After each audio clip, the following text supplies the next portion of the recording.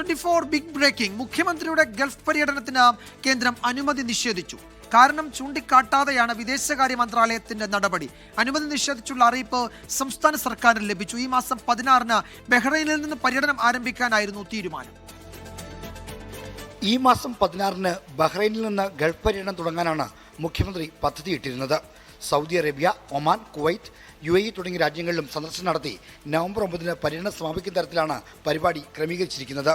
മുഖ്യമന്ത്രി നിലയിലുള്ള ഔദ്യോഗിക യാത്രകൾക്ക് വിദേശകാര്യ മന്ത്രാലയത്തിന്റെ അനുമതി ആവശ്യമാണ്. യാത്രാനുമതി തേടിയുള്ള അപേക്ഷയ്ക്ക് നൽകിയ മറുപടിയിലാണ് അനുമതി നിഷേധിച്ച വിവരം വിദേശകാര്യ മന്ത്രാലയം അറിയിച്ചിരിക്കുന്നത്. അനുമതി നിഷേധിച്ച വിവരം സംസ്ഥാന സർക്കാരിന് ഔദ്യോഗികമായി ലഭിച്ചിട്ടുണ്ട്. പ്രത്യേകിച്ച് കാരണം പറയാതെയാണ് യാത്രാനുമതി നിരാകരിച്ചത്. അതുകൊണ്ട് തന്നെ രാഷ്ട്രീയ കാരണങ്ങൾ കൊണ്ടാണ് അനുമതി നിഷേധിച്ചതെന്നാണ് അനുമാനം.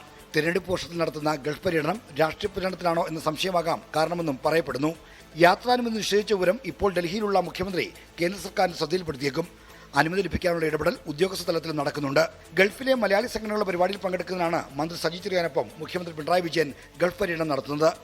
ആർ ശ്രീജിത്ത്, 24, തിരുവനന്തപുരം.